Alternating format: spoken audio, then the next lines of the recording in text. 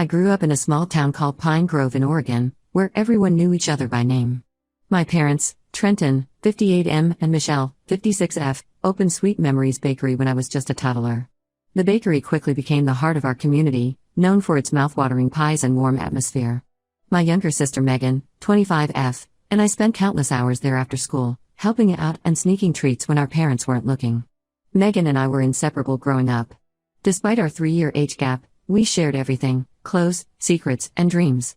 We'd spend hours planning our futures, imagining what our lives would be like when we grew up. I always thought we'd run the bakery together someday, carrying on our parents' legacy. Our childhood wasn't all sugar and spice, though. When I was 14 and Megan was 11, our dad Trenton had a severe accident at the bakery. He slipped on a wet floor and hit his head, resulting in a traumatic brain injury. The following months were tough as he underwent intensive therapy to regain his speech and motor skills. During this time, Mom practically lived at the hospital, leaving Megan and me to take care of each other and help run the bakery after school. This experience brought our family even closer together, but it also planted a seed of worry in me. I realized how fragile life could be and how quickly everything could change. I think this is when my protective instinct towards my family really kicked in. Despite the challenges, we pulled through as a family. Dad recovered, though he never quite regained his full strength on his left side. The bakery continued to thrive, becoming even more of a community hub as people rallied around us during Dad's recovery. As we grew older, Megan and I started to develop different interests. While she inherited Mom's passion for baking and experimenting with new recipes, I found myself drawn to technology. I spent hours tinkering with our old family computer, teaching myself coding from books I borrowed from the local library. When it came time for college, I surprised everyone, including myself, by applying to the University of Washington in Seattle. It was the hardest decision I'd ever made, but I felt a pull towards the tech world that I couldn't ignore. My parents were supportive, even though I could see the disappointment in their eyes. Megan took it the hardest. The night before I left for Seattle, she crawled into my bed like we used to do as kids and made me promise I'd come back. College was a whirlwind of new experiences. I threw myself into my computer science studies, joining coding clubs and taking on challenging internships. But no matter how busy I got, I always made time to call home every Sunday night. I'd hear about the latest town gossip, Megan's adventures in the kitchen, and how business was going at the bakery. After graduation, I landed a job at Technocrat, a rising star in the Seattle tech scene. The work was challenging and exciting, pushing me to grow in ways I never imagined. But as I climbed the corporate ladder, my visits home became less frequent. I'd make it back for major holidays and the occasional long weekend, but it never felt like enough. It was at Technocrat that I met Zeke, 30M. He was brilliant, ambitious, and charming, everything I thought I wanted in a partner. We bonded over our shared love of coding and our drive to succeed. Zeke came from a wealthy family in San Francisco, and his upbringing couldn't have been more different from mine. While I grew up in an apron covered in flour, he grew up in tailored suits attending charity galas. Our whirlwind romance swept me off my feet. We got married after 2 years of dating in a lavish ceremony that Zeke's parents insisted on throwing. My family seemed out of place amidst the glitz and glamour, but they put on brave faces for my sake. The first cracks in our relationship started to show when Zeke and I visited Pine Grove for Christmas the year after we got married. Zeke seemed uncomfortable with the small-town atmosphere, making snide comments about the lack of fine dining options and the outdated technology at the bakery. I brushed it off as culture shock, hoping he'd warm up to my hometown eventually. But as time went on, Zeke's attitude towards my family and background didn't improve. He'd make excuses to skip visits to Oregon, and when he did come, he'd spend most of the time on his phone or complaining about the slow internet. I found myself caught between two worlds, trying to balance my life in Seattle with my roots in Pine Grove. Despite the growing tension, I tried to make it work. I threw myself into my career, earning promotions and accolades at Technocrat. Zeke and I bought a beautiful condo in downtown Seattle with a view of the Space Needle. From the outside, we looked like the perfect power couple. But something was always missing. I missed the warmth of the bakery, the smell of fresh bread in the morning, and the sound of Megan's laughter as we experimented with new recipes. I tried to fill the void by sending care packages filled with Seattle's finest coffee and artisanal chocolates to my family, but it wasn't the same as being there. Then, about a year ago, I received the call that would change everything. It was Mom, her voice shaky as she told me that Megan had been diagnosed with a rare form of leukemia. The world seemed to stop spinning as Mom explained the details: the late-night emergency room visit, the battery of tests, and the grim prognosis from the oncologist. Without hesitation, I told Mom I'd be on the next flight to Oregon. When I hung up, I broke down in tears. Zeke found me curled up on the floor of our home office, sobbing uncontrollably. I managed to choke out what had happened between gasps for air. Zeke's reaction was not what I expected or needed. Instead of offering comfort, he immediately started talking about logistics. How long will treatment take? Will your parents be able to handle the medical bills? You can't just leave your job, Allison. We have commitments here. I was stunned by his lack of empathy. This was my baby sister we were talking about, the same sister who used to climb into my bed during thunderstorms, who cried when I left for college, who still sent me care packages filled with her latest baking experiments. How could Zeke not understand the gravity of the situation? We argued for hours. I insisted on taking a leave of absence from work to be with my family. Zeke argued that it was unnecessary, that my parents could handle it, that I was overreacting. The more he pushed back, the more determined I became. In the end, I packed my bags and left for Oregon, leaving a frustrated Zeke behind in Seattle. The moment I walked into the hospital and saw Megan, pale, scared, but trying to put on a brave face, I knew I had made the right decision. The next few months were a blur of hospital visits, chemotherapy sessions, and long nights at the bakery trying to keep the business afloat while my parents focused on Megan. I fell back into the rhythm of small-town life, reconnecting with old friends and rediscovering the simple joys of my childhood home. Zeke and I talked sporadically, our conversations strained and uncomfortable. He'd ask about Megan's condition in a detached way, then quickly shift to talking about work or our condo or the latest tech news. It felt like we were speaking different languages. As weeks turned into months, I found myself re-evaluating everything: my career, my marriage, my priorities. The ambitious tech executive I had become in Seattle felt like a stranger compared to the small-town girl who found comfort in the warmth of a kitchen and the strength of family bonds. Yesterday, I received a call from my boss at Technocrat. The company is going through a restructuring, and my position is being eliminated. They offered me a different role, but it would require me to return to Seattle immediately. The old me would have jumped at the opportunity, seeing it as a chance to prove myself in a new challenge. But now, as I watch Megan fight for her life and see the toll it's taking on our parents, I'm not sure I can leave. The thought of returning to Seattle, to a husband who doesn't understand the importance of family, to a job that suddenly seems less fulfilling, makes me feel hollow inside. Zeke thinks I'm being irrational, that I'm throwing away everything we've built together. Maybe he's right. Maybe I'm sacrificing my career and my marriage for my family. But sitting here in the quiet of my childhood home, listening to the familiar creak of the floorboards and the distant hum of the bakery ovens, I can't bring myself to leave. I feel like I'm standing at a crossroads, and whichever path I choose, I'll be leaving something important behind. Am I wrong for wanting to stay with my family? Should I prioritize my career and marriage over my family's needs? How do I reconcile the person I've become with the person I used to be? I'd appreciate any advice or perspectives as I try to navigate this impossible situation. Update 1: It's been a month since my last post, and I want to thank everyone for their thoughtful advice and support. Your words have been a source of comfort during this challenging time.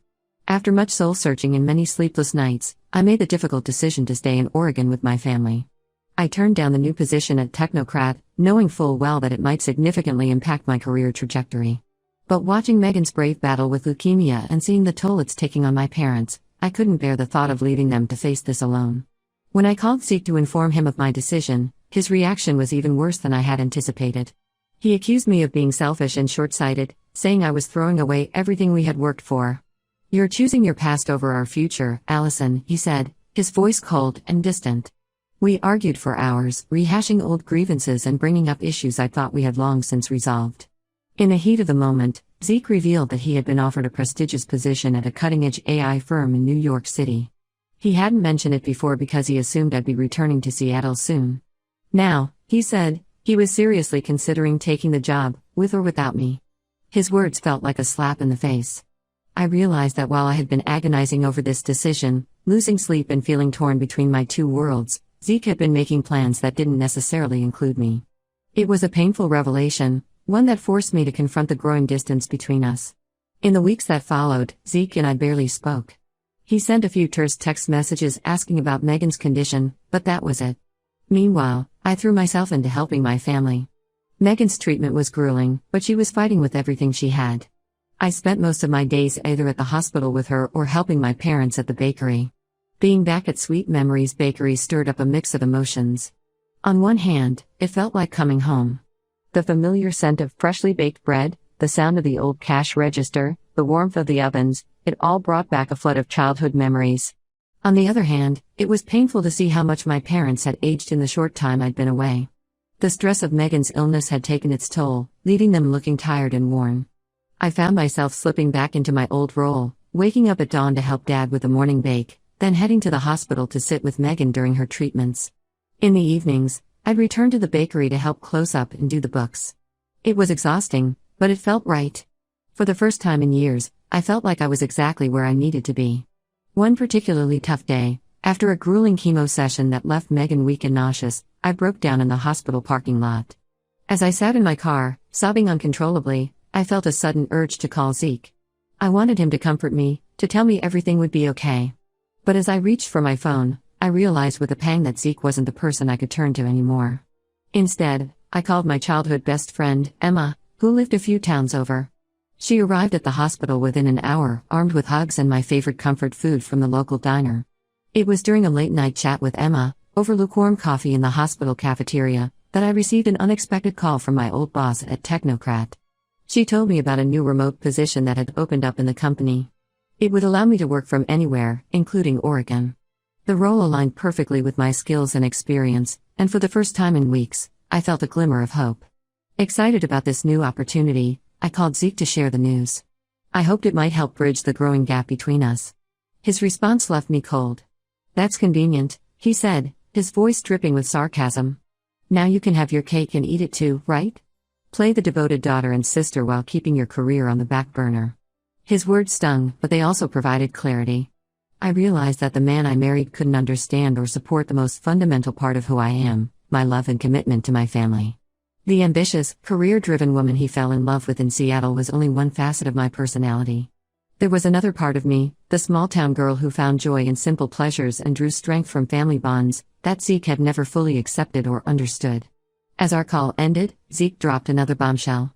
He had decided to accept the job in New York. He gave me an ultimatum: either I move to New York with him, leaving my family behind, or we end our marriage. "I can't put my life on hold while you play Florence Nightingale in Oregon," he said. "I love you, Allison, but I won't let you hold me back." Now, I find myself facing an impossible choice. Do I try to salvage my marriage by moving to New York with Zeke, leaving my family when they need me most? Or do I stay in Oregon, knowing it will likely mean the end of my marriage? Megan's condition has stabilized somewhat, but she still has a long road ahead. My parents are grateful for my help, and I know they're counting on me. The remote job offer from Technocrat provides a potential solution to my career concerns. But I can't help feeling guilty about the strain on my marriage. As I write this update, sitting in my childhood bedroom surrounded by memories of a simpler time, I feel both lost and found. Lost in the sense that the future I had planned with Zeke seems to be slipping away. But found in the sense that I've rediscovered parts of myself I thought I had left behind in Pine Grove. I'm trying to take things one day at a time, focusing on being there for Megan and my parents. But the weight of the decision I need to make hangs heavy on my shoulders. I'd appreciate any thoughts or advice as I navigate this difficult situation. Update 2. It's been 2 months since my last update, and I'm still trying to process everything that's happened. Once again, I want to express my gratitude for all the support and advice I've received. It's been a lifeline during this tumultuous time. After my last post, I knew I needed to have an honest conversation with Zeke.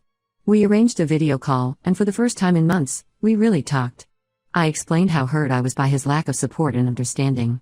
I told him about the guilt I felt for not being there when Megan first got sick, about the joy I found in helping at the bakery, and about rediscovering the parts of myself I had suppressed in my pursuit of corporate success. Zeke listened, but I could see the frustration building behind his eyes. When it was his turn to speak, he didn't hold back. He said he felt like he was competing with my family for my attention, that this wasn't what he signed up for when we got married. He talked about feeling betrayed that I had abandoned our life in Seattle, accusing me of not considering his feelings or ambitions. As we talked, it became clear that our fundamental values were too different. Zeke couldn't understand why I'd sacrificed my career for my family, and I couldn't comprehend how he could be so dismissive of my sister's illness and my family's needs. In a last-ditch effort to save our marriage, we agreed to try couples counseling. We had a few sessions over video call with a therapist recommended by a friend. While it helped us communicate better, it also brought our differences into stark relief. The therapist asked us to envision our ideal future together, and we realized that our visions were completely incompatible. The final blow came when Zeke announced that he had accepted the job in New York. He hadn't even consulted me before making the decision. He gave me an ultimatum: either I move to New York with him within the next month, or we get a divorce. It was a painful moment, but it brought a strange sense of clarity. I realized that our marriage had been over for a while, and we were just going through the motions. The ambitious couple who had once dreamed of conquering the tech world together no longer existed. With a heavy heart, I told Zeke that I would not be moving to New York. I chose to stay in Oregon, with my family and the life I had rediscovered. Zeke and I are now in the process of getting divorced. It's been hard, but I know it's the right decision for both of us. We're trying to keep things amicable, but there's a lot of hurt on both sides. Dividing our assets and untangling our lives has been a painful process, bringing up memories of happier times and reminding us of the future we once imagined together. On a brighter note, Megan's condition has improved significantly. Her latest tests show that the cancer is responding well to treatment. Seeing her smile again after months of pain and uncertainty has reinforced that I made the right choice in staying. There's still a long road ahead, but for the first time since her diagnosis, we're allowing ourselves to feel hopeful. My remote job with Technocrat is going well. I've set up a small office in my old bedroom, surrounded by posters and mementos from my teenage years. It's a strange juxtaposition, writing code and attending virtual meetings in the same space where I used to dream about leaving Pine Grove. But it feels right, like I found a way to bridge my two worlds. When I'm not working, I've settled into a routine of helping out at the bakery. Mom and Dad are grateful for my support, and I feel more connected to my roots than ever before. We've even started talking about ways to modernize the bakery's operations, blending my tech skills with their baking expertise. I'm taking this time to rediscover myself outside of my marriage. It's scary but also exciting. I'm learning to be okay with being alone and focusing on what truly matters to me. I've reconnected with old friends from high school, joined a local book club, and even started taking guitar lessons, something I've always wanted to do but never found the time for in my busy Seattle life. As for the future, I'm not sure what it holds. But for now, I'm content knowing that I'm exactly where I need to be, surrounded by the people who love and support me unconditionally. Update 3. It's been 6 months since my last update, and I wanted to share some final thoughts on this chapter of my life. The divorce with Zeke was finalized last month. It was a bittersweet moment, the end of a relationship I once thought would last forever, but also the beginning of a new phase in my life. We managed to keep things civil, dividing our assets without too much conflict. Zeke has moved to New York, and from what I've heard through mutual friends, he seems to be thriving in his new job. We occasionally exchange polite emails, mostly about administrative things related to the divorce, but that's about it. Megan's health has continued to improve. Her doctors are cautiously optimistic about her prognosis. She's regained much of her strength and her spirit is brighter than ever. Seeing her laugh and joke around like she used to has been the greatest gift. She's even started helping out at the bakery again, much to our parents' delight. Watching her frost cupcakes with the same determination she's shown in fighting her illness fills me with an indescribable mix of pride and relief. The bakery has undergone some exciting changes. With my tech background and my parents' baking expertise, we've been able to modernize the business in ways I never imagined when I was younger. We've launched an online ordering system and started offering nationwide shipping for our most popular items. It's been amazing to see Sweet Memories Bakery grow beyond the borders of Pine Grove. Dad jokes that we're becoming the Amazon of pies, which always makes Mom roll her eyes affectionately. My remote job continues to go well. I found a good balance between my tech work and my commitments to the bakery and my family. The skills I honed in Seattle have proved invaluable in helping our family business adapt to the digital age. Recently, I've been approached about a potential promotion that would involve leading a team of remote workers. It's an exciting opportunity that would allow me to grow professionally while still remaining in Pine Grove. On a personal note, I've started dating again. Nothing serious yet, but it's nice to know that there are people out there who share my values and understand the importance of family. I've been seeing a guy named Alex, 31M, who runs a local organic farm. He's kind, down to earth, and gets along great with my family. It's too early to tell where things might go, but for the first time in a long while, I'm excited about the possibility of a new relationship. Looking back, I realize that the crisis with Megan and the subsequent fallout with Zeke, while painful, led me to where I truly belong. I've reconnected with my roots, strengthened my bond with my family, and discovered a resilience in myself that I never knew I had. The ambitious career woman I was in Seattle and the small-town girl I used to be have finally found a way to coexist harmoniously. Pine Grove feels different now. It's no longer the place I was eager to escape from in my youth, nor is it the quaint, backward town that Zeke perceived. Instead, it's become a place of possibility, where tradition and innovation can coexist. The lessons I've learned and the growth I've experienced have shown me that you don't have to choose between your roots and your ambitions. With some creativity and determination, you can find a way to honor both. As I write this final update, I'm sitting in the bakery, the smell of freshly baked bread filling the air. Megan is laughing with a customer, Mom is experimenting with a new recipe, and Dad is proudly showing off our new website to a regular. This is home, in all its messy, wonderful complexity. I don't know what the future holds, but I'm no longer afraid of it. I'm ready to face whatever comes next, knowing that I have the strength of my family behind me and the lessons of the past to guide me. To anyone facing a similar situation, I want to say this: trust your instincts. Don't let anyone make you feel guilty for prioritizing the people and values that matter most to you. Sometimes, the hardest decisions lead to the most unexpected and rewarding paths. Thank you all for being part of this journey with me. Your support and advice have meant more than you know.